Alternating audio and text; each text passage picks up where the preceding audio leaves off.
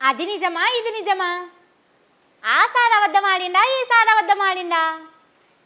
వీళ్ళిద్దరు కాదు కానీ పబ్లికే అబద్ధం ఆడినట్టున్నారు. లేకపోతే గంత పెద్ద ఆఫీసర్ అబద్ధం ఆడతాడా? ఇటు మంత్రి సార్ అబద్ధం ఆడతాడా? బాబా ఈ పరిశాన్ ఏందో ఏమో పోర్రి. వీళ్ళందరి ముచ్చట్లింటే నాకు చక్కెర వచ్చేటట్టున్నది. మీరైతే ఈ వార్త చూడుర్రి. హైదరాబాద్లో నీళ్ళ తిప్పలు రోజు రోజుకి పెరుగుతున్నదుల్లో 400-500 గజాలు తవ్వినా నీళ్ళు వస్తలేవట. ఓ దిక్కు సర్కారోళ్ళు నల్లలలా నీళ్ళు ఇస్తలేరు, ఇంకో దిక్కు బోర్లు ఎండిపోయి పబ్లిక్ మస్తు తిప్పలు పడుతున్నారు. దీన్ని అసెంబ్లీలో అడిగితే మన పొన్నం సార్ ఏం చెప్పిండో ఓసారి చూడుండ్రి.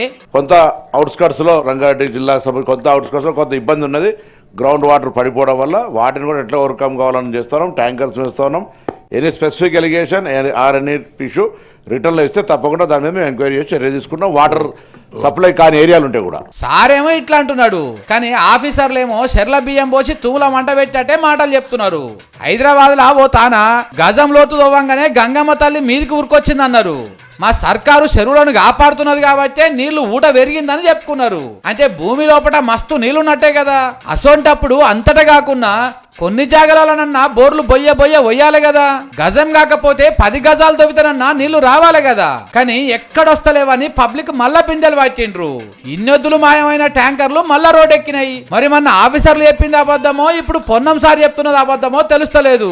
కాళేశ్వరం లేకున్నా మస్తు నీళ్ళు ఇస్తున్నామని కాంగ్రెస్ వాళ్ళు ఫుల్ పబ్లిసిటీ చేసుకుంటున్నారు. మరి నీళ్ళన్నీ ఎక్కడికి పోయినాయి సార్లు?